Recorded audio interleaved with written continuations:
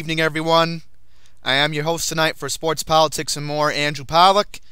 We are starting soon. Oh, jeez, come on. I don't like when other YouTube videos get in my background. Jeez. What is this? Comedy hour? But in all seriousness, yes, looking at the live stream right now, you're going to finally see how Sports, Politics, and More show goes. And I've tested this. I can get audio from another source. I can't show video with OBS, but yeah. This is how it works. We have a script on the teleprompter. I can update it now, so I don't have to worry about producers doing it anymore like we used to. I've tested this out. It works. I just want to see if the stream's coming up on my phone. I don't see it yet, which is a little bit messed up. I don't know why we're not live. I hope we're live. I really hope we're live right now, because if we're not, I'm gonna have a flip out. Okay, can I play it back on the computer? Doesn't say I'm live, so that doesn't. Here we go. I'm sorry if it lags out on the live stream itself, but from what I hear, it takes like a few minutes for it to work. I just want to make sure it comes on. Jeez, this is unprofessional. Really unprofessional that I can't see if my live stream is up. Let's see if it comes up on. Here we go. Here we go. I found it. This is unprofessional. Really unprofessional that I can't see if my live stream is up. Hey, look at that. Let's see if it comes up on. Here we go. Here we go. I found it. This is unprofessional. Really unprofessional that I can't. Okay, so we're live. That's the main thing. We'll be joining UCY.TV in a matter of moments. If you're tuning into the live stream right now, I'm going to properly introduce this week's spam. Good evening, everyone. I'm Andrew Pollack. We will be joining UCY.TV in a few minutes. We're live right now on YouTube Live here on Andy's Randomness. If you are joining the live stream right now, I'm debating if I want to live stream my friends' group chat. If they don't want to do it, that's fine, but eventually I'll make them come on, because now I have this technology, and I promise 2018 there'll be better equipment to do this. I have my water right here. Right now it's 7:58 Eastern. It's 4:58 in the West Coast. Tonight we're going to talk about. I promise 2018. I'm just relieved we can get online. You know, I mean, normally at 8 o'clock we get the info from UCY.TV to join the live stream at 8 o'clock Eastern. So there's that. And if I'm coughing, I'm sorry. I'm still coming off the cold, but I'm just... Post-nasal drip can do that.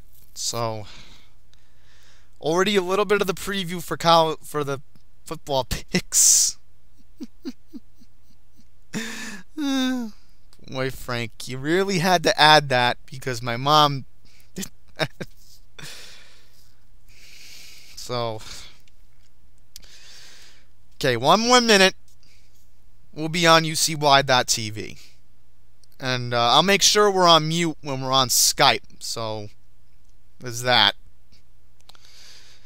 Should be joining in 1 minute. I hope Frank's calling me. He should be. So he sets up the call. And if we're not live, then something is completely wrong. Yeah, see, we should have, should be live right now. Okay, I don't know what's going on with Frank, but I'm going to try to click on the UCY and then we'll work it out from there. What in the world? Everyone, this is what happens when Skype doesn't want to work. Okay, let's see. Call free on Skype. You know what it is? Because Frank just got a new computer, so there's that.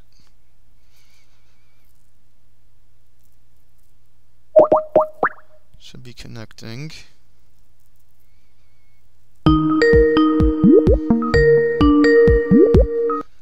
I don't know why we're not connecting. The person whom you're trying to available. Please leave a message after the beep. Well, let's hang up.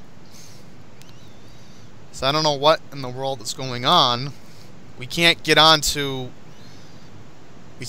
right now. This is not working. I've tested this. I told the audience originally. Andrew told me he wasn't going to be on the air tonight, and so I when I set up Skype, the conversation, I set it up a few minutes ago. I forgot to add him. It's always Skype is just a big process. I know it's not really, but every week maybe it is with us, but me and you it is. I don't know. Maybe we're just two fools. I don't know. I don't know what we're doing, honestly. It's you know what it is. I'll tell the audience, and because that's what spam is all about. It's talking to the three people who listen to us. No, me and Andrew, we try to make spam like a reality show. You know, it's not. We talk about the news, current events. We try to lift the curtain off the fake news. We give our take on things, but also it's in a way spam is this version of spam compared to what it used to be. This I tried to make this a reality, a weekly episodic reality show where it's me and Andrew. So we talk about our lives and what's going on, but we we're not trying to make this like a typical newscast. We talk about what's really happening. So every week, if you notice, it's always problems with, as former co-host Nick Durst likes to say, technical difficulties.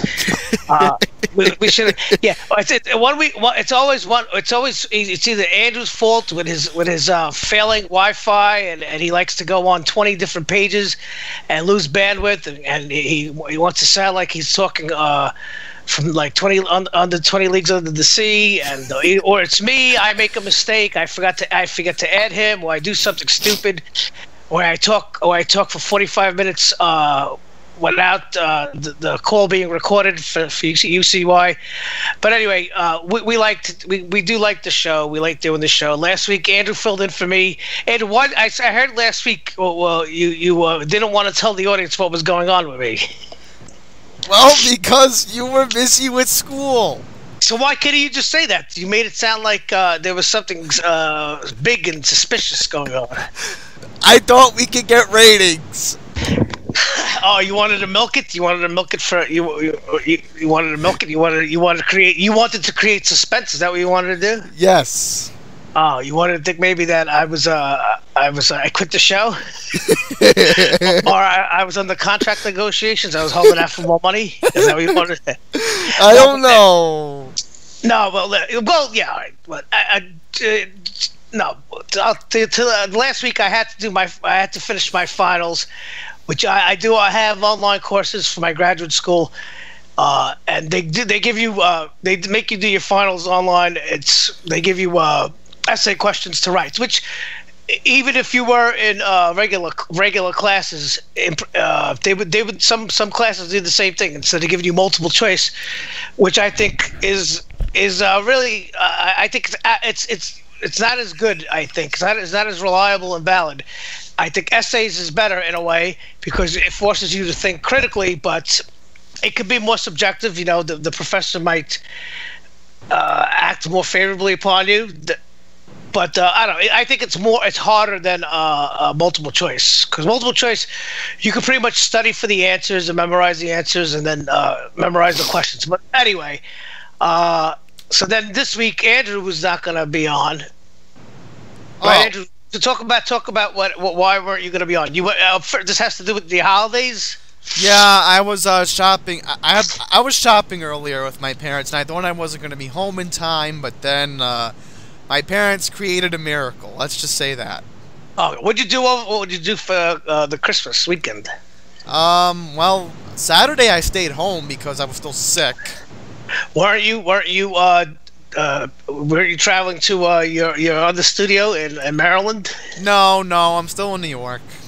Oh, you never travel. Okay, so you were sick. And last week, Andrew, I heard you were sick. You were having You were like last week. You were getting an onset of a fever. Is that what you were saying? No, I had a cold. Oh, okay. Yeah, me too. This week I woke up before earlier today with a sore throat, closed throat. That I couldn't speak. Oh, And, that's now, not good. Yeah, I don't know what it's about. And earlier, as I was getting ready for the show, I felt like a little feverish. But hopefully, my voice will hold up. How do I sound? Well, you sound good. Everybody likes your voice right now.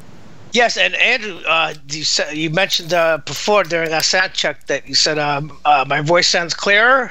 Yeah, because you got a new laptop.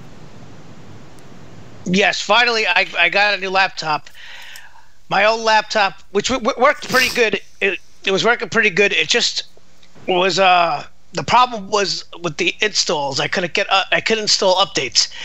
I kept getting an error. I tried everything possible that I could find online to do in the Microsoft community forums. I even called the Geek Squad. I called the Geek Squad, I think 3 different times, 3 different days. I spoke to like 6 different technicians. None of them could figure it out because do you ever use Geek Squad, Andrew? I am aware of who the Geek Squad is. Yeah, well, if you could buy Geek Squad's technical services. What you do is you go online, you go on their website, and if you buy their services, for like $75. They will take over your computer remote control, so they'll access your computer and they'll see exactly what's going on, and they can fix it for you, and they'll download their software to take out the viruses and all that stuff and clean out your computer. 3 different times, I think it was over 7 different agents, and oh man, I think it was over 20 hours combined. None of them could figure it out. We did the command prompts. We ran the scan now and the check disk and all that. Oh man, that's a headache. Yeah, and nothing could work. The updates, same thing. They would never install. It would always say error, error, error. So finally, we gave up, and they told me to just bring it into the store, which is the store where I bought it from. And they called me up and they said there was malware.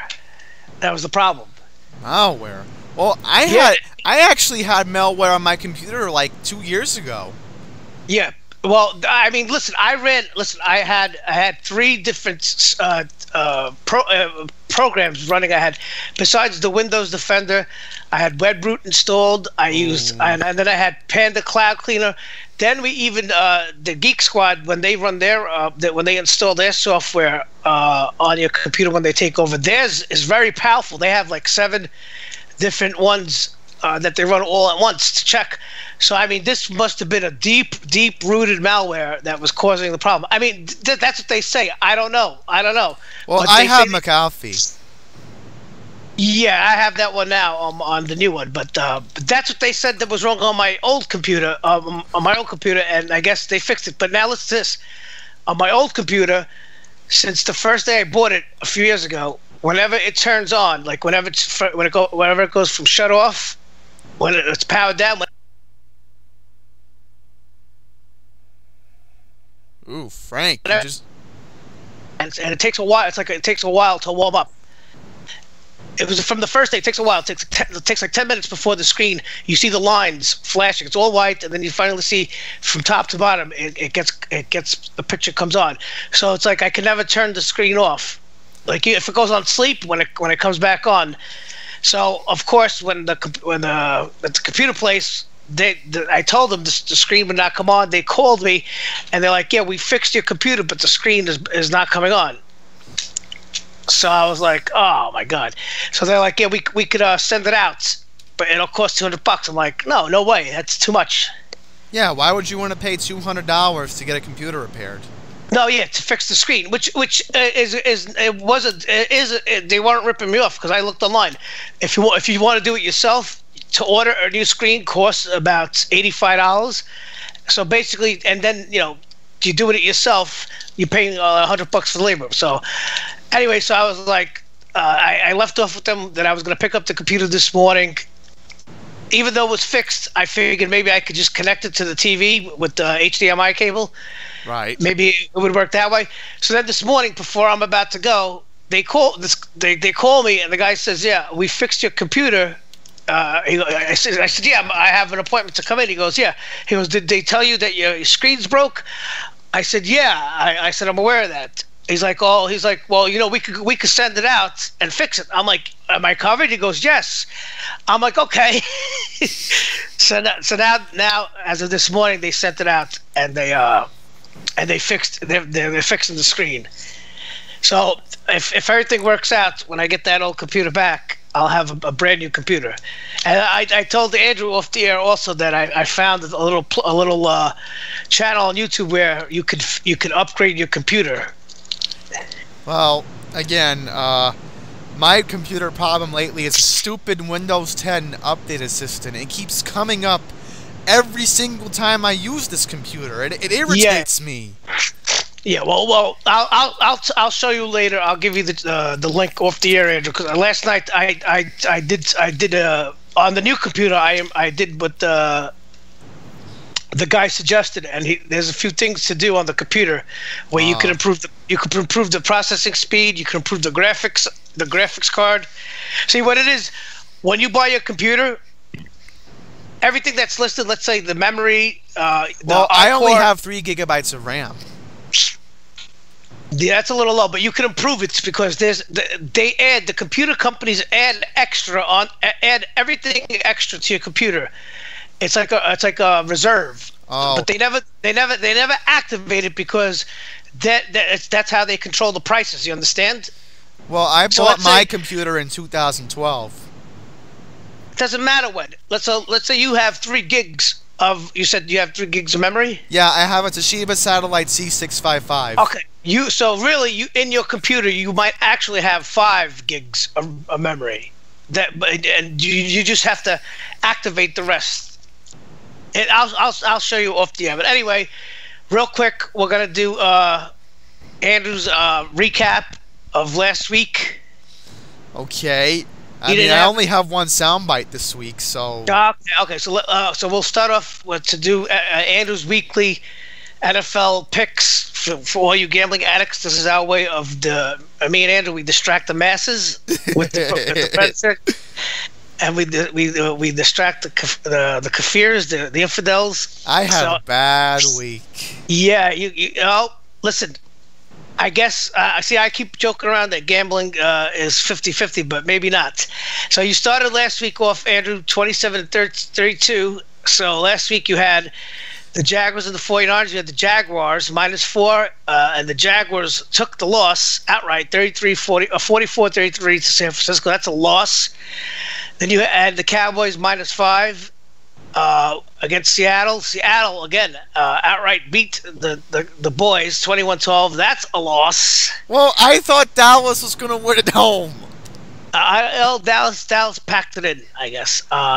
As they're out of the playoffs now, they could forget it. Which I wasn't expecting them to make the playoffs.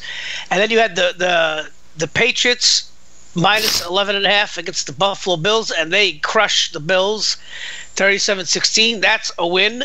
And then you had the LA Rams -5.5 against the Titans, and the Rams win 27-23. But that's a loss because you didn't cover. And then you had your lock of the week. You took the heavily favored Baltimore Ravens -13.5 versus the Colts, and the Ravens did win 23-16. So that's a loss. So you went 1-4 for the week, Andrew, which brings your record to 28-36. What's the matter? Are you cutting out already? No, because I'm left wondering how.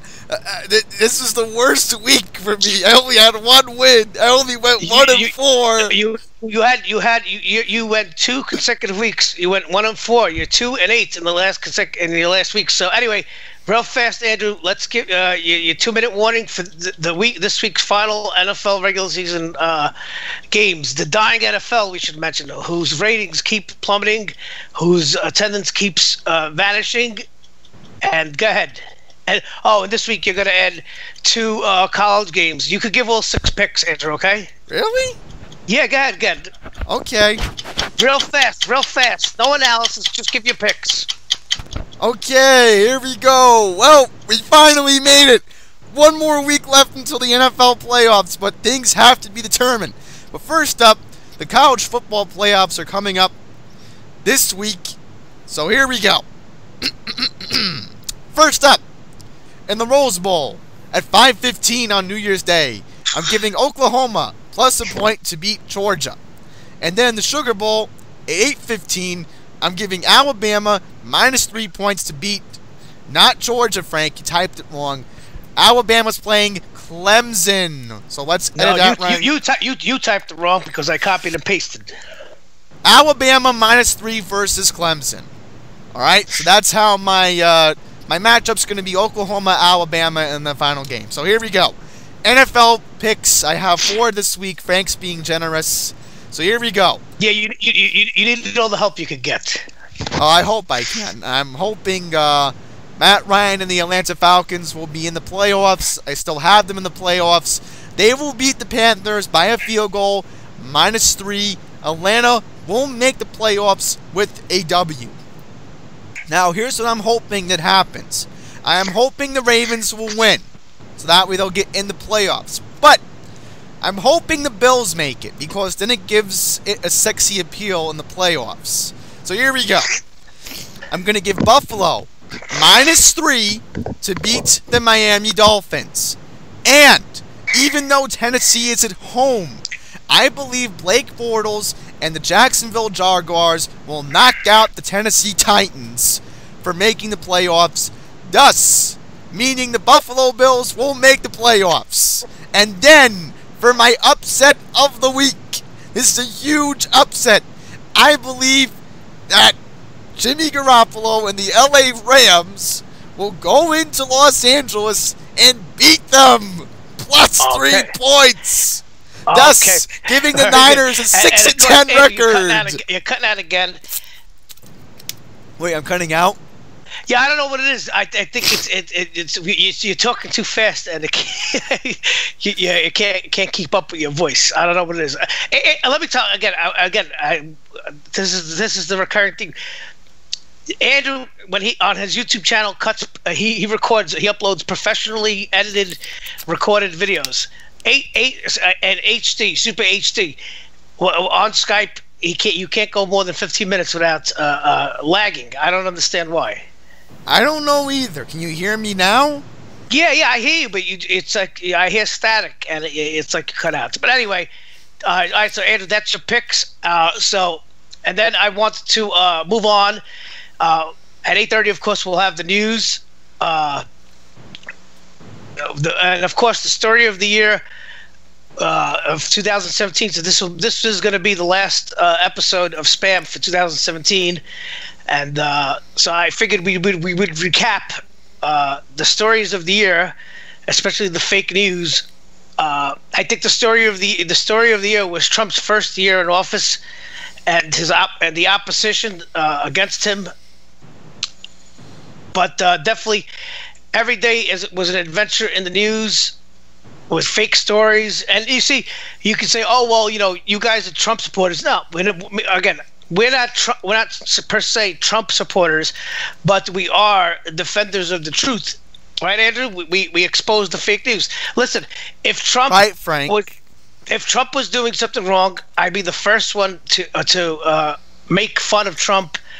And expose Trump, but I can't, because every time a story comes out, and I say, wow, there's times in the past, earlier on this show, I was like, wow, Trump is gonna get exposed. They finally got him, and then it turns out that it's all bullshit, and this whole thing has been crap against him. So let's go to our good friend Mark Dice, who has covered, and he's making a living off the fake news. And this is the top CNN fails of the year. Coming in at number 10, Wolf Blitzer scolding this reporter live on the air after CNN's botched reporting about what James Comey was allegedly going to testify to, when their reports turned out to be, ding, ding, ding, 100% wrong. Well, clearly the sources that were pushing you away are not good sources, so you got to be careful with those sources down the road. Either they don't know what they're talking about, or they're lying. Well, so those sources presumably that is right, but I, Listen, and I just want to say one thing about all the fake news and whatever. I've been saying it. Either these news networks are either dumb. They're either dumb, they're liars, or they're both. Either way, it's not good. You can't go on the air continuously giving fake stories and then apologizing 2 days later and correcting your story. You have to be held accountable sometimes. Well, this is why I can't watch CNN. It's just not CNN, it's everybody. Sources don't know what they're talking about. Coming in at number 9 is Stephen Miller shaming Jim Acosta during a White House press briefing for being a complete idiot. Which is, if you look at the history of immigration, it's actually ebbed and flowed. We've had periods of very large waves, followed by periods of less immigration and more immigration. And during we've had a period of immigration right now. The president wants to build a wall. You want to bring about a sweeping change to surely, immigration. Jim, you don't actually think that a wall affects green card policy. You couldn't possibly believe that, do you? Actually, the notion that you actually think immigration is at a historic law, the foreign-born population in the United States today, Jim, staff on Monday talking about how border crossings. Do you really? I want to be serious, Jim. Do you really at CNN not know the difference between green card policy and illegal immigration? This is why we needed Sarah Sanders earlier. Coming in at number 8 is that producer that Project Veritas captured on video during one of their undercover investigations, who admitted that the whole Trump-Russia conspiracy theory investigation was a witch hunt, as President Trump has been saying.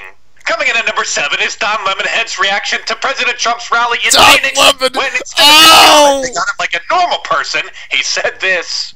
He is clearly trying to ignite a civil war in this country.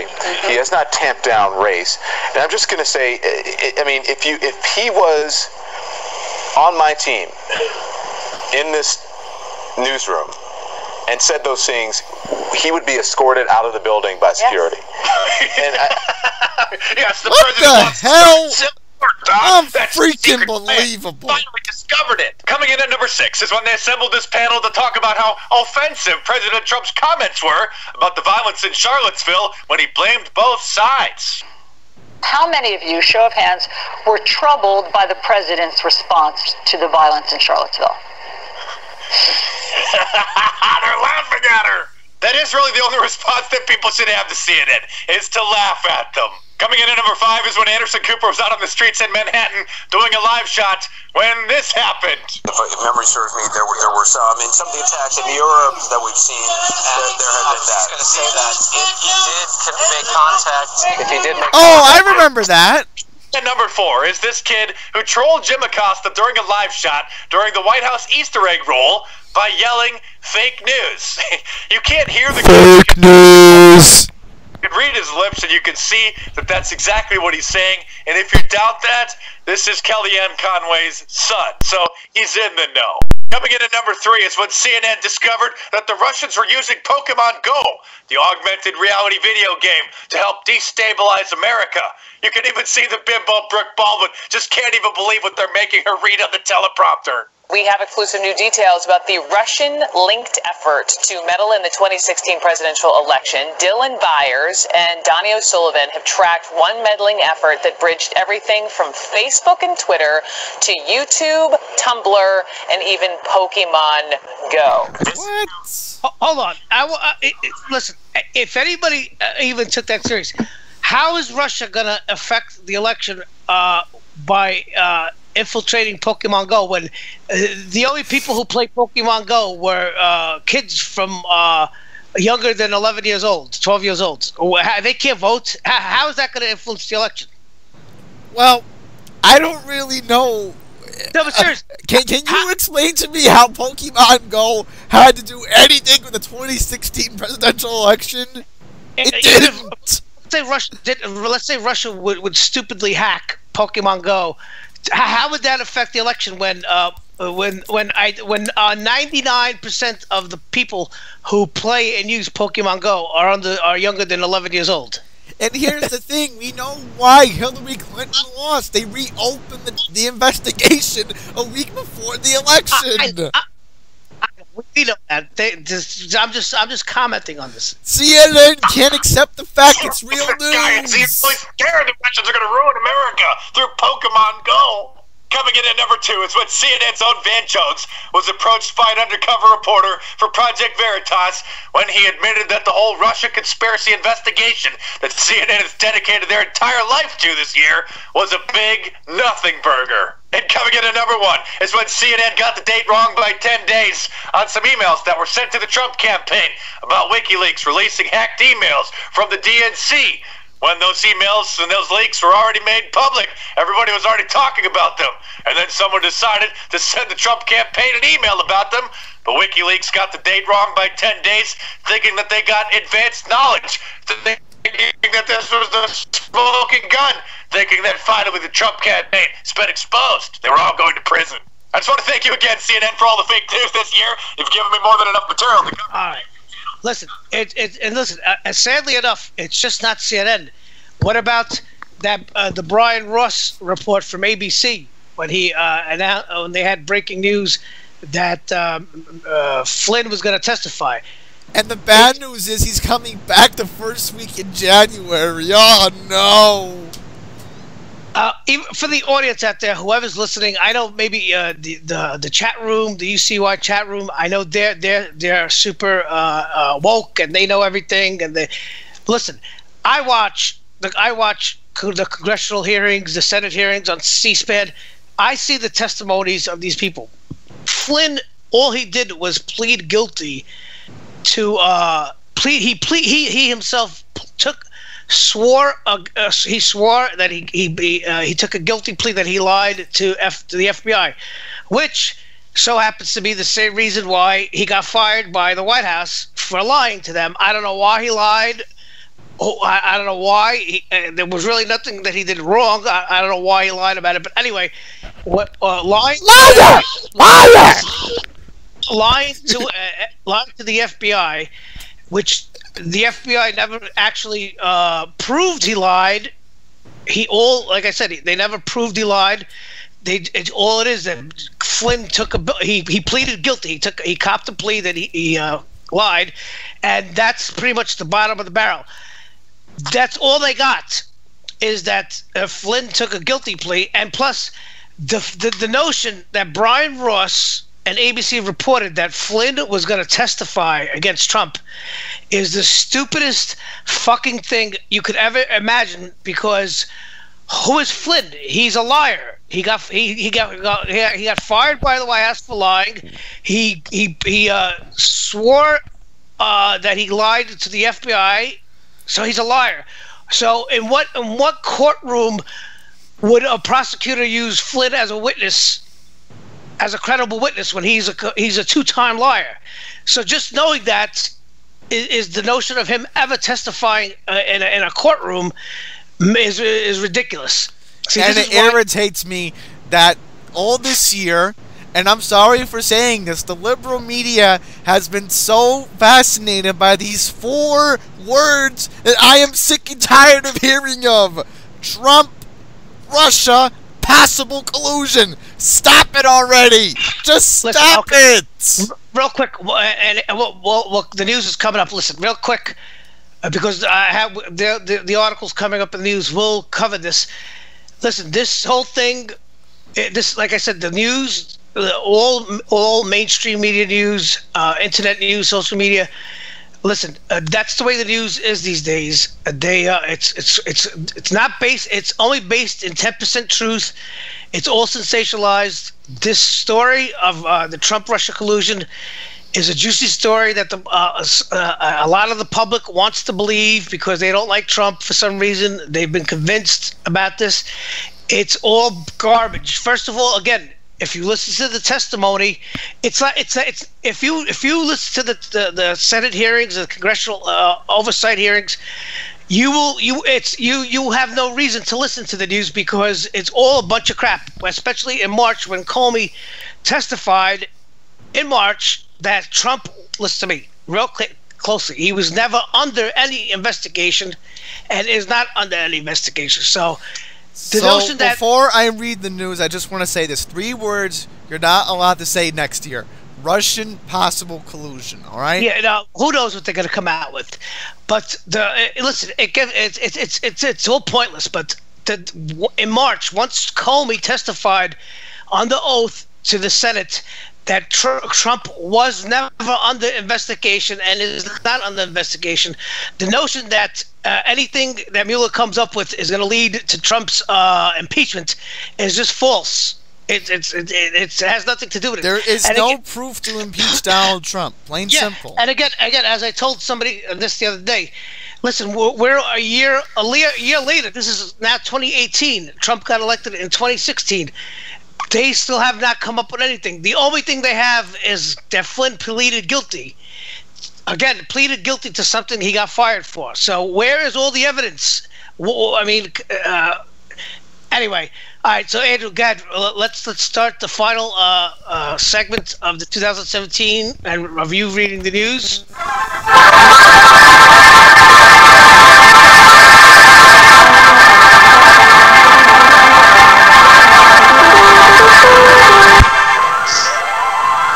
All right, everyone, time for the news. So here we go. Analysis. The quiet probe into the Hillary Clinton email investigation could be a landmine for Robert Mueller. Back in January of 2017, news... Yeah, Andrew, you're coming. You're coming in and out again. See? Can you hear me now? No, you keep coming. You keep cutting in and out. I don't know why. Am I cutting in and out now? No, now you're not. I think it's because of the sound bites. Has to be the sound bites. Shut everything off, Andrew. Shut everything off except for the teleprompter. The teleprompter is on, Frank. So here we go. Analysis. The quiet probe into the Hillary Clinton email investigation could be a landmine for Robert Mueller. In 2017, back in January of 2017, news that the Justice Department's Inspector General launched an investigation into the government's disputed handling of the Hillary Clinton email inquiry was quickly overtaken by a chaotic run-up to President Trump's inauguration. Nearly a year later, Inspector General Michael Horowitz's wide-ranging review of the FBI and justice work in the politically charged Clinton case now... Andrew, if you can't come in clear, I'm gonna have to read the news because you can't ruin the rest of the broadcast. Okay, I'll try it again. Okay. Yeah, but you keep cutting in and out. Why do I keep cutting in and out? I don't know. Okay, let me try reading it again. Nearly a year later, Inspector General Michael Horowitz's wide-ranging review of the FBI and justice work in the politically charged Clinton case now looms as a potential landmine for Russian Special Counsel Robert Mueller. For months, Horowitz's investigation, which has amazed interviews with former Attorney General Loretta Lynch, who I can't stand, former FBI Director James Comey, and other key officials, has been grinding on in near anonymity. This is until earlier this month when the Inspector General acknowledged that Mueller was alerted to a catch of text messages exchanged between 2 FBI officials on his staff that disparaged Trump. The communication... Andrew, you're cutting out. Andrew, hold on. How about this? Let me read it, and then we'll comment on it, okay? Because Okay. I don't know. Maybe it's because you're lagging. I don't know. So... All right, so the communications involving senior counterintelligence agent Peter Strzok's and bureau lawyer Lisa Page were gathered in the course of Horowitz's internal review of the Clinton case, which Strzok's also helped oversee. Horowitz's investigation is not examining Mueller's operation, but the disclosures already have provided a hammer to Trump loyalists who are escalating their criticism of the legitimacy of the special counsel's inquiry. So, again, Andrew, I know you know this. But this agent, Peter Strauss, who was one of the top agents involved in investigating Hillary's emails, which he changed the wording from gross negligence, which is in the statutes of breaking the law. So he changed the language from gross negligence to I forgot what he said, to uncaring, whatever, which basically got Hillary off in her of being charged. And then it came out that this agent, Peter Strauss, he had a series of text messages where he said that he felt he was protecting the country against Trump being elected, and there was no way that Trump could, in the event that Trump got elected, they needed an insurance policy. And he mentioned, I just left Andy's office and told him this, meaning Andy is the deputy head of the FBI, Andy McCabe. So this guy, Peter Strauss, he's basically telling in these text messages, he's basically saying he just got finished talking with Andy McCabe, the deputy inspector of the deputy commander of the FBI, that in case the worst case scenario that Trump gets should be elected, they need an insurance policy. So who the fuck is this guy? That the collusion is with the FBI.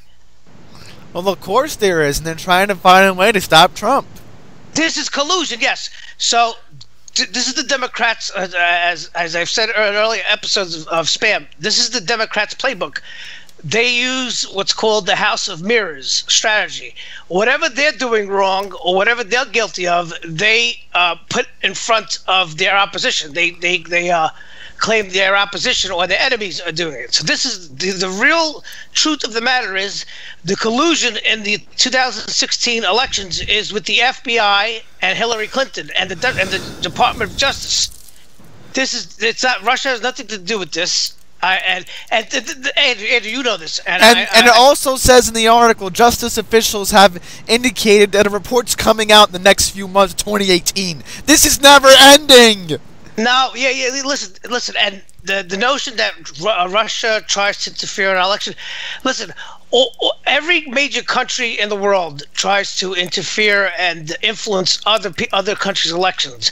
You don't think the Americans have done it? Hillary Clinton has been recorded on tape of saying how they tried to influence Iran's elections. We've interfered in Iran's elections since the 60s.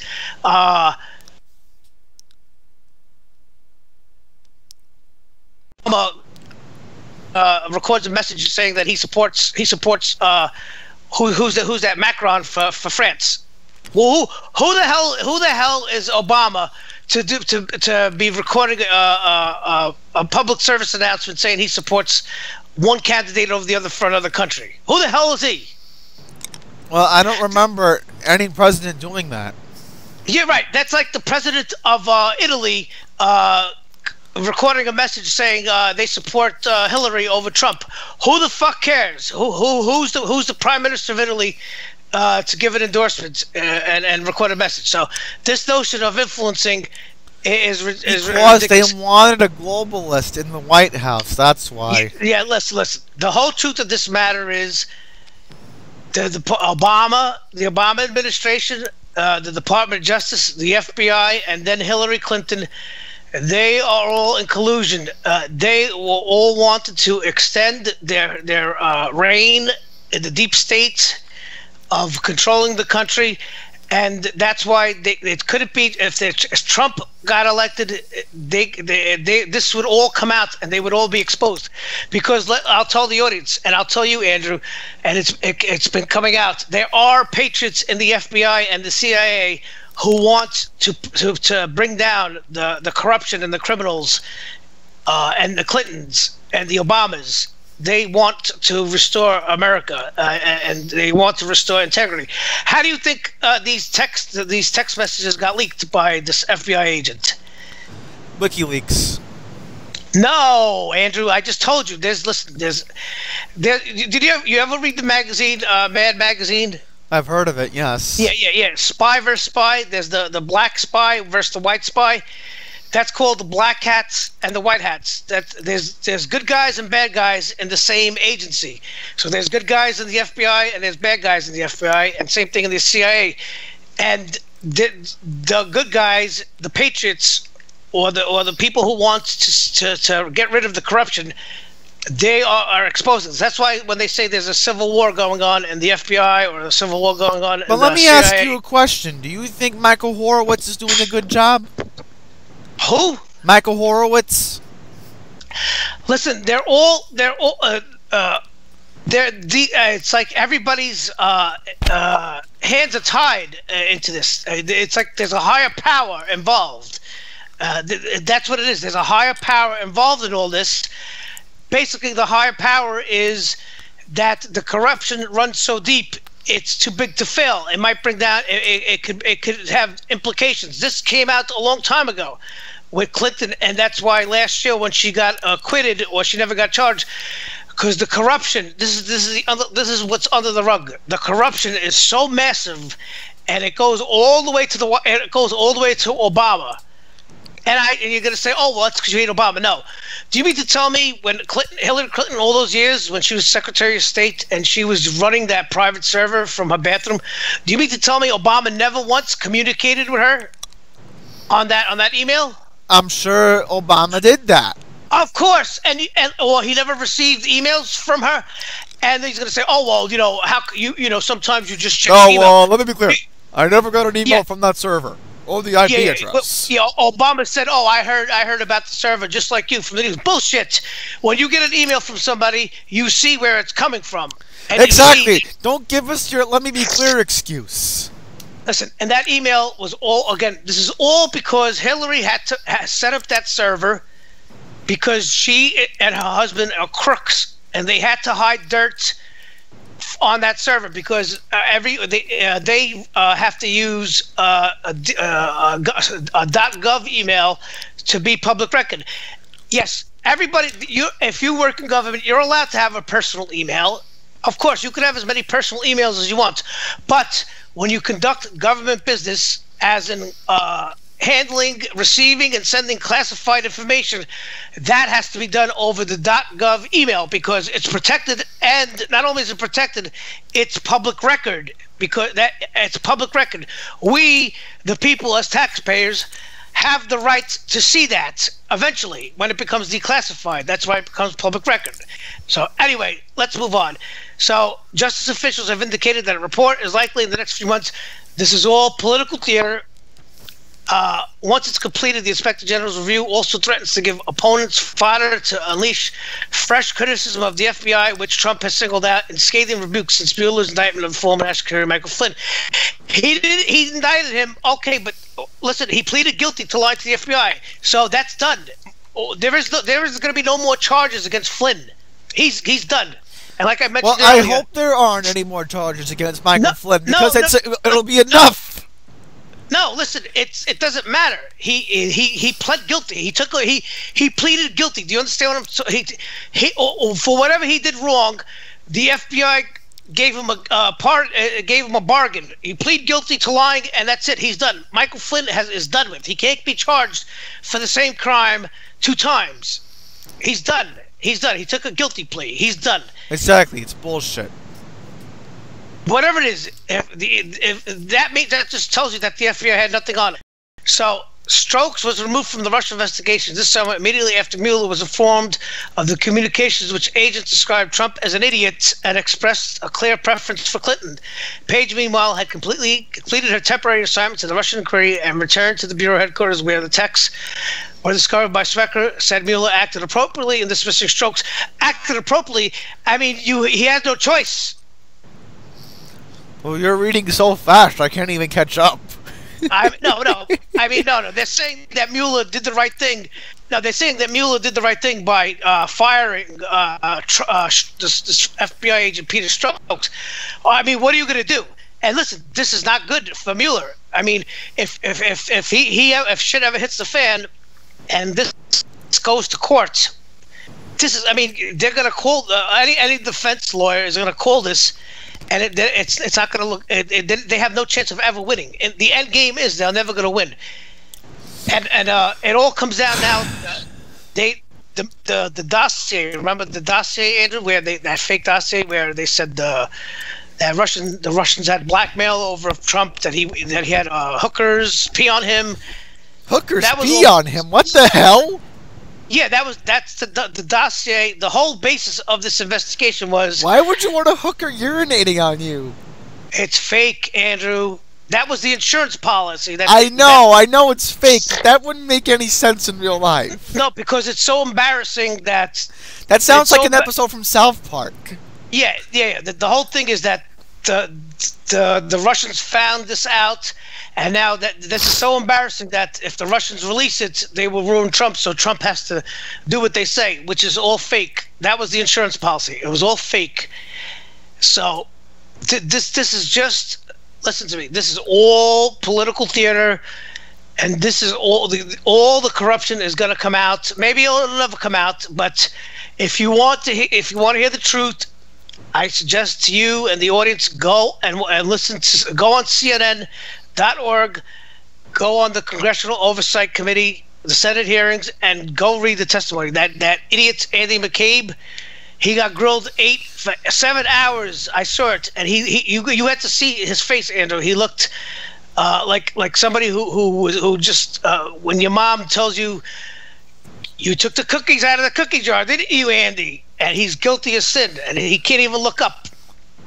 And that's why Trump the other day tweeted that now this guy McCabe announced that he's going to retire in March. Again, why can't we forget about this in 2018? Listen, because it's a constant distraction. See, this is, and Andrew, you said you've mentioned about the Republicans and the elections coming up in the midterm elections in 2018. This is serious because we can laugh about the fake news because we know the truth, but the public does not. A lot of the public doesn't know. A lot of the public relies on the news for their information. And this is the problems. This is the problem with the Republicans. The Republicans have to really start winning the media battles, the media propaganda. They're lacking in the as far as propaganda in the media. That's why Moore lost. And whether you support Moore or don't support Moore lost that election to Jones because of those fake allegations. Exactly, and I'm hoping no other Republican has to deal with the shame Roy Moore had. Right, and now you're going to say, well, listen, Frank, how could you say there was a fake allegations? Have you heard anything about Roy Moore and his allegations since that election was over a few weeks ago? Honestly, no one's talked about Roy Moore in like 2 weeks. Exactly. Where's the outrage? Where's Gloria Aldred? Where's that accuser who, it came out, she forged the signature on the yearbook. She admitted it. So but see, I still would have voted for Roy Moore, even though I originally wanted Luther Strange. Okay. Yes, Andrew. But again, don't you see the damage is done? Just like we said in the beginning with the fake news, you can't keep broadcasting and reporting a fake story, and then 2 days later, 3 days later, a week later, say, "Oh, we made a mistake. This is the truth," because the public sees the first initial report. And then it hurts, and it hurts you. It really does. Lifelong, it will hurt you. 70% of the public has it embedded in their mind that Roy Moore molested this 16-year-old girl, and the proof is, oh look, he signed her yearbook. 80% of the public will never hear that. The truth that this girl admitted to forging the signature. That's what I'm saying. Anyway, let's move on because we took up a lot of time. And again, here's another article about McCain, Senator McCain, who is implicated in originating this Trump dossier, and he's gonna get subpoenaed, or his associate is supposed to be subpoenaed into the Trump dossier. Again, the corruption runs deep. I'm just gonna meanly say this. I know Ted Kennedy had the same cancer McCain has. He's not gonna beat it. Well, it doesn't matter. He's still a senator. So Senator McCain was heavily involved from the beginning in the Trump dossier. I don't know. He was an enemy of Trump. I don't know. Maybe because Trump made that comment. Because he wanted Jeb Bush. We know that. Right. So there you go. As I've been saying, Jeb Bush was supposed to be the favorite. I think he was supposed to be the president instead of Hillary. Actually, I thought it was going to be Ted Cruz. No, you always say that, Ted Cruz. It was supposed to be Jeb Bush and Clinton. Listen, I mentioned again on Spam. Out of the last 36 years since 1980 to 1980 to 2016, that's 36 years. In those 36 years, 32 of those years, either a Bush family member or a Clinton family member has been in the White House. And that scares me. And they wanted to do it 40 out of 44 years with Hillary. And that's why, don't you see, doesn't that bother anybody that a Bush or a Clinton is in the White House? That would have bothered me. And you're going to say, oh, well, how could you say Obama was the president? Yeah, but Hillary was the Secretary of State. She's number 3. That's a very powerful position. That bothers me. But anyway, moving on real quick, this story that I found. Federal agents found fetuses in a body broker's warehouse. This is disgusting. What? This is just disgusting. Federal agents discovered 4 preserved fetuses in the Detroit warehouse of a man who sold human body parts. Confidential photographs reviewed by Reuters show the fetuses were found during a December 2013 raid of business Arthur Rathburn's warehouse. The fetuses, which appear to have been in their second trimester, were submerged in a liquid that included human brain tissue. This is disgusting. There was fetuses in brown liquid. That's disgusting. Rathburn, a former body broker, is accused of defrauding customers by sending them diseased body parts. So this guy, not only is he a fucking piece of shit selling body parts, human body parts, and organs, he sends them diseased body parts. How Rathburn acquired the fetuses and what he intended to do with them is unclear. Yeah, I could tell you he probably got them from Planned Parenthood. Exactly. They've been recorded as selling off body parts. Well, again, I just want to quickly mention, I've been saying this since 2015 to everybody. There needs to be a congressional investigation on Planned Parenthood. Forget about it. Look, I'm for a woman's right to choose, but at the same time, Planned Parenthood should be federally investigated. I agree because if they're receiving money, but listen, that's just another Pandora's box. But anyway, Blackburn recoiled when a Reuters reporter showed her some of the photographs taken by officials involved in the raid. In 4 of the photos, a crime investigator in a hazmat suit used forceps to lift a different fetus from a brownish liquid. It's sickening. And in 3 other photos, a marker that includes a government evidence identification number lies besides a fetus. These are dead babies that were taken from the womb, aborted. They were aborted. Of course, that's who does the abortions? Planned Parenthood. So this guy had fetuses that he was selling. But he was buying and selling of cadavers and other body parts, with the exception of organs used in transplants, is legal and virtually unregulated in America. Can you imagine this? It's unregulated, but trading in fetal tissue violates U.S. law. I don't know. In most states, including Michigan, public health authorities are not required to regularly inspect body broker facilities. Could you imagine this? Yeah. As a result, it's impossible to know whether body brokers who deal in adult donors are requiring and profiting from fetuses. No, they're doing it for their health. Are you fucking kidding me? I swear this is messed up. And again, it's bad enough there's only one abortion clinic in Mississippi. Imagine if it came from there. Yeah. So it's ridiculous. So this last story, and this is another big story of the year, which was the hashtag Me Too, where all of a sudden everybody is coming out with the. Well, also the tax plan passing last week was a big story as well. Yeah, but the sexual accusations had a lot to do because it brought down a lot of big people. Yeah, it's in my top 5 news stories this year, obviously. Yeah. So this story is tied to Amazon and Microsoft directors as they face charges following a sex trafficking sting, and and according to Newsweek, they got their hands on a slew of emails sent to brothels and pimps between 2014 and 16 that document the industry's patronage of brothels and purchasing of services from trafficked sex workers. See, so not only are they getting whatever. It's okay that they're getting hookers, but these hookers are trafficked sex workers. Right. So that makes it bad. The revelation that Amazon and Microsoft directors were implicated in this thing prompted the two companies to release statements condemning sex trafficking, and real fast, of course, they're cooperating, of course, and Amazon gave their statements. Several emails sent from tech companies. Employees via their work addresses simply replied, "I think you might have the wrong email address," which Newsweek explained this comment to verify the identity of the first-time buyer.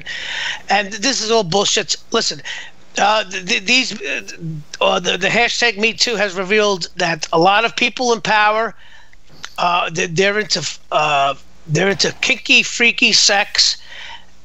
And most of the time it is abusing people, harassing people, and it's hurting people. And again, you might say, "Oh, well, it's just prostitutes." Yes, but these prostitutes are trafficked sex workers, which is a big thing which is illegal. Yeah, illegal. Yeah, it's basically it's sex slaves. You're a sex slave. That's why the immigrants, you say the people coming over the wall, a lot of these people, especially the women, are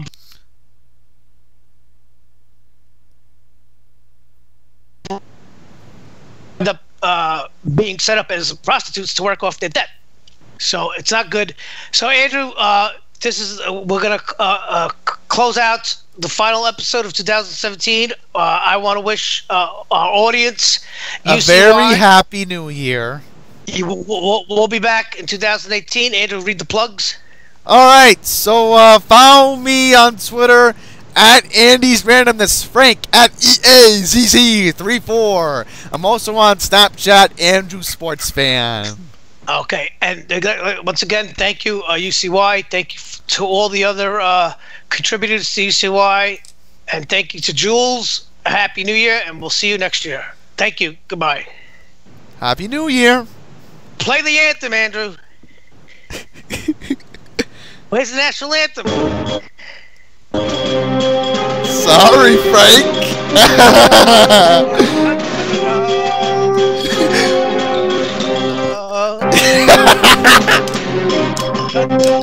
I swear when Frank gets crazy, everyone, he just does. Alright, so we have to close out of the UCY feed, otherwise we'll get in trouble.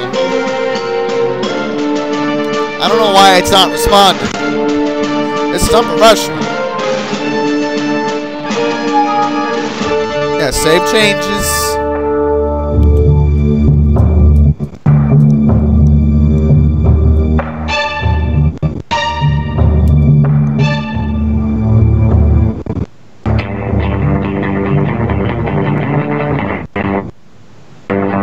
It says we're still on Skype. This is Austin Skateboard, and you're listening to UCY.tv. That's how we're supposed to be on mute.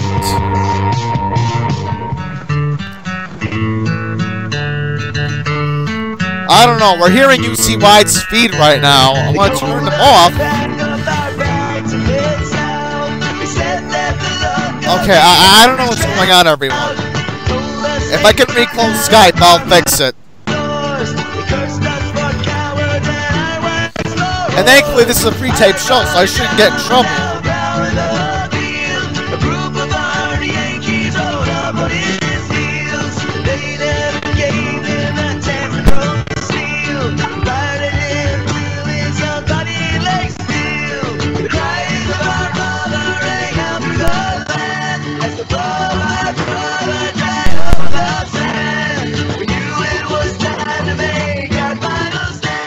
Welcome, ladies and gentlemen, to Truth on the Tracks. I'm Brandon Tuberville, your host. Tonight is November 2nd, 2015. The show is being broadcast, or recorded, rather, on November 1st, 2015, the day after Halloween. So bear that in mind as we talk about current events, that the show is being broadcast, or recorded, rather, a day ahead of time. So we've been off the air for the last 2 weeks. I apologize to all the listeners. The show rather hasn't been off the air so much as been playing rebroadcast, but there hasn't been any new broadcast 2 weeks because of some concerns here and that needed to be, logistical concerns that needed to be worked out, and they've been worked out. We're back on the air, and we intend to be here for a while. So the last 2 weeks was not indicative of the future. So anyway, tonight we're going to talk about a lot of things. A lot of things have happened in the last 2 weeks. I doubt, in all honesty, that we'll be able to get to all of the things that I want to cover tonight. We're going to be all over the map, to be honest, because I want to try to do a recap of what we've missed in the last 2 weeks. I apologize to any of the listeners who may have to hear this, but I am a little bit under the weather, so if you hear some coughing or sneezing, then my apologies. We need to get into business. Of course, for those of you who are joining in for the first time tonight, and you can catch the show every Monday night at 9 p.m. Eastern Standard Time, ucy.tv. You can access the show's personal webpage at ucy.tv/TT for Truth on the Tracks. And on that page, you'll find the archives, the links to my more recent articles, and a player for the show. You can also keep track of my work at activistpost.com, naturalways.com, theantimedia.org, and, of course, BrandonTuberville.com. If you're interested in my work specifically, then I would encourage you to go to BrandonTuberville.com, and that is the website where I repost all of the articles, all of the videos, all of the interviews, all of the radio show archives, etc. All of that stuff goes there at BrandonTuberville.com. We've introduced a lot of new additions to the site and a lot of improvement. We're going to continue to improve the site and add new things.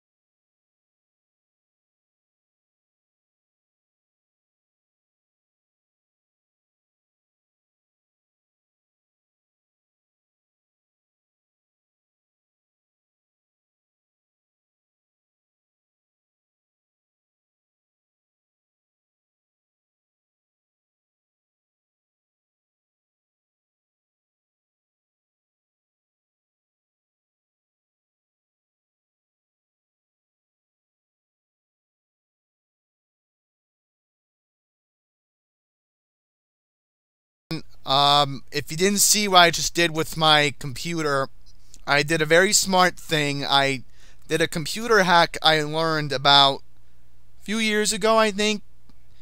I learned it from YouTube, where if you ever have that problem where, an app is not closing in the background, again, you can, right click on the right here and it comes up with Task Manager. So if you ever have that problem, I really recommend you do that, because it helps. It really does.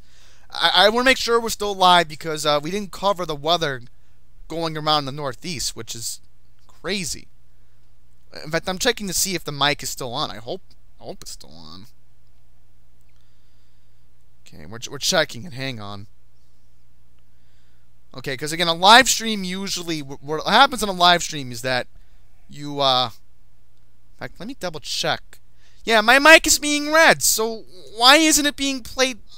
If you didn't see what I just did with my computer. Alright, so it's working. It's working. Good, thank goodness.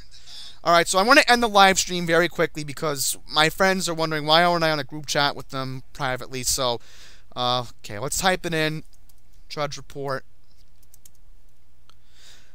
Because I was reading earlier today that lead headline on Drudge Report was, of course, the Arctic air that's going around the Northeast, and it's been crazy with this Northeast air going around and how cold it is. It's the Arctic air mass, and it's winter. There's no excuse to criticize it. You know, my mother's the one who disparages cold weather. She's like, "It's freezing!" Like she literally shouts that out loud. But you know, that's my mom, and you know, from a lifelong New Yorker, she's always wanting it to be warm. She's always wanting 80-degree days every day and low humidity. So, all right, give you an idea of how crazy this weather is. If you just type it in on Google, I'll show you the current temperature right now. The current Central Park reading from 9 o'clock. Right now at Central Park, it's 20 degrees. Okay? I can pull up a wind chill. Wind chill. Excuse me. Wow. Okay. Yeah, and then now they're updating our forecast for Saturday. Excuse my crap, but how the fuck did the weather forecast just change? Excuse my French, everyone, but I'm a little bit baffled here. How did the weather forecast change? I thought we were supposed to get snow on Saturday. Google must be wrong, and I'll have to research that in a sec. But we're supposed to get like 6 inches of snow on Saturday, and now they changed the forecast? I'm a little bit baffled, if you ask me. So I'll pull up the Weather Channel's forecast in a sec, because they're the most accurate next to AccuWeather. But if you pull on the Drudge Report today, it was the lead headline at, I think, right before 3 o'clock, because I was having lunch with my parents, and I, quickly wanted to tell them, guys, can I just quickly check the Drudge Report before, soup came? Because we were having lunch, and, like, might as well see what's going on. And I tell them, this is what's on the Drudge Report, and they tell me, well, shouldn't be surprised, it's the whole Northeast. And then today, Disneyland had a power outage. Who cares? We have the majority of the Northeast on a cold spell. This is bad. This is awful. So, again, this is not. Actually, this should be real. I think they give you a chill map, so let's see what comes up. Yeah, they give you a vortex map from Plymouth.edu.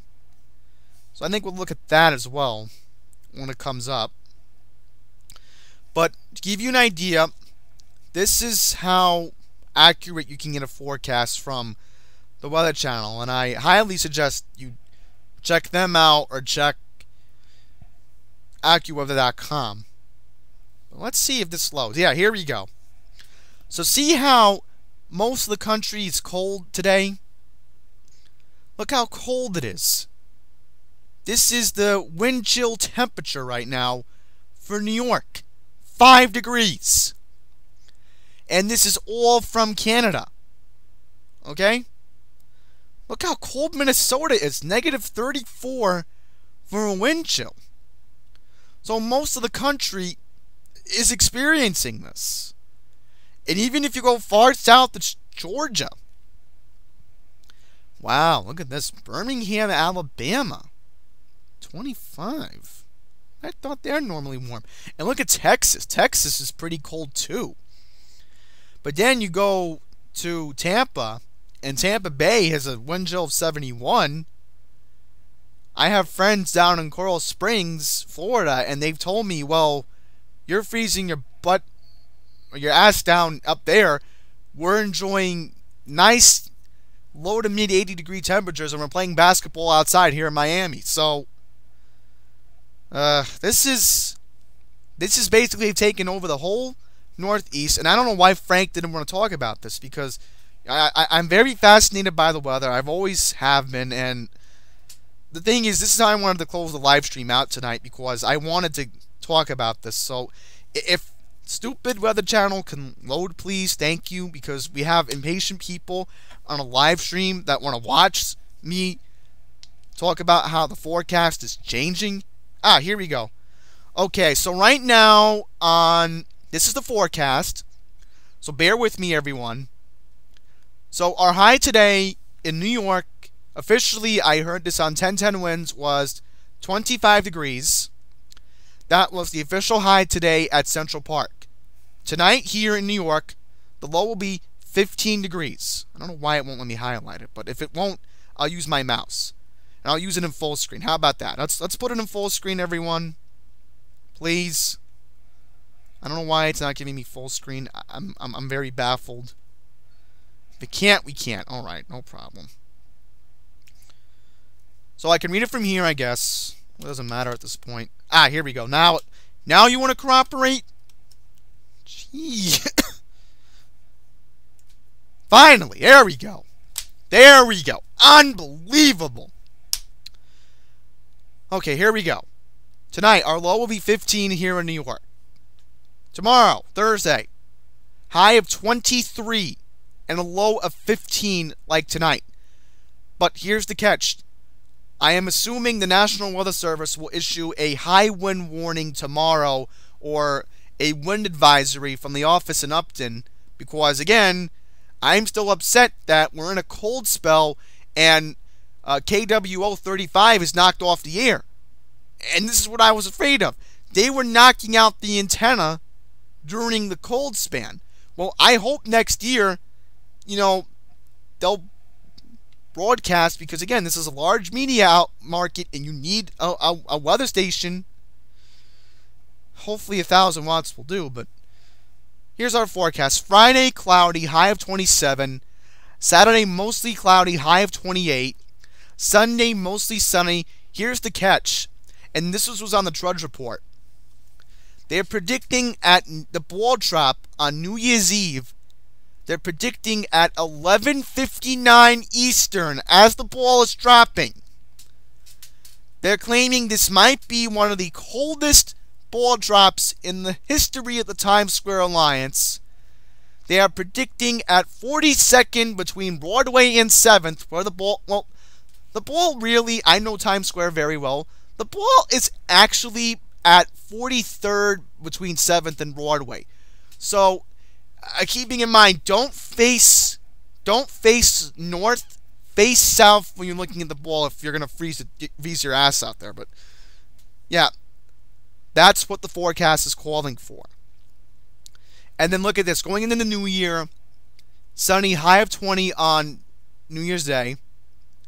Tuesday, 25, sunny. Wednesday, partly cloudy. We get near 31.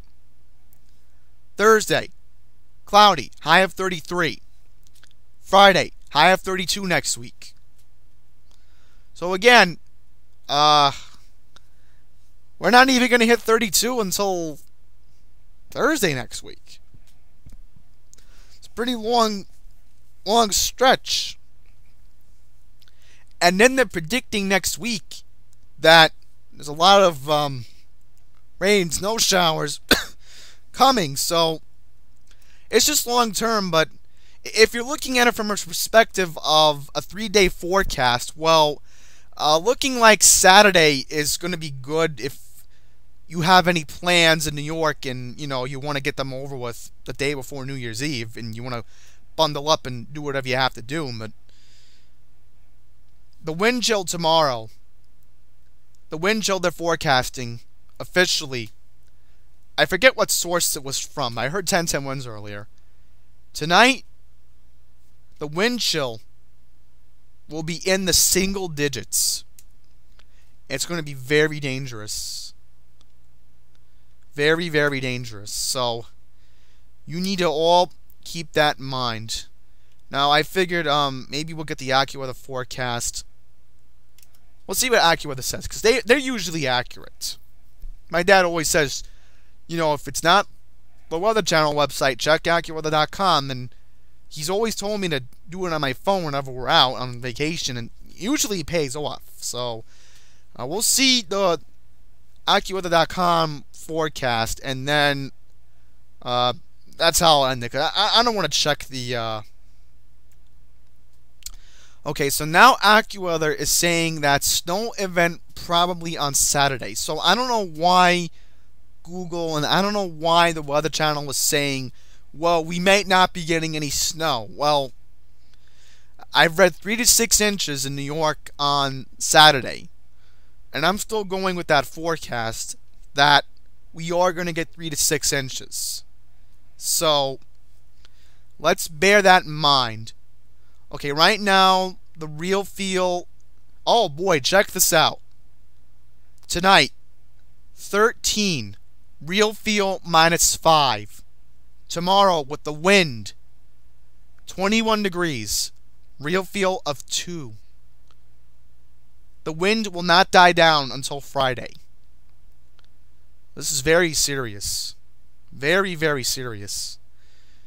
Now let's go to Saturday and see what comes up. I hope there is a forecast. They only give you like a 3-day forecast, which I want a 7-day. So let's see what comes up on AccuWeather.com. And let's see if it's the same. Okay, so now they're saying cloudy with a chance of snow. High of 27. So, if I can go down, probably... Yeah, here it is. Winter storm to unfold across eastern U.S. prior to New Year's Day. So this is serious. We had November chill, and now we're getting this long Arctic blast. And here in my studio is not that well sealed in terms of how warm it can get in the winter. In this room, I'm feeling warm right now, but I just heard the wind gust in my studio right now. So that's not a good sign. I'm literally hearing it. Okay, so here it is, the updated forecast. Snowfall amount on Saturday is officially according to an inch. Now, let's count our blessings for the New York City area. If they're only saying according to an inch, chance of less than just a trace is 11%. Chance for more than an inch is 14%. So that's a little bit alarming. Okay. So right now they're giving a 75% chance that it's only going to be according to an inch. 9% will be 1 to 3, 5% for above 3 inches. Erie, Pennsylvania got 60 inches of snow. Okay? So again, I should be thankful that I'm in downstate New York and I don't have to deal with all this craziness because I'm not on top of a lake. Buffalo normally gets that. My cousins in Utica normally get that. And they complain about, oh, well, you're lucky down there. You only at least get a foot. You only at least get 6 inches. Well, again, I have cousins upstate, but you know, they should really read up on this stuff. It's really interesting stuff. And look at this. Now they're saying the forecasted low for New Year's Eve, 9. So, to end the stream, let's ask Google a simple question. Maybe Google will help us here. So if we ask Google the simple question, maybe it will help us. So I figured for the first time on a live stream, I'm going to do this. Here we go.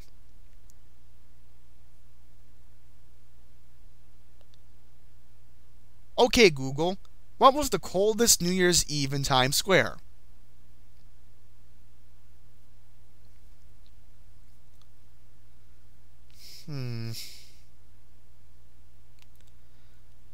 So they're saying the coldest happened 100 years ago. Wow. The coldest actually happened 11 years ago. 100 years ago. Oh.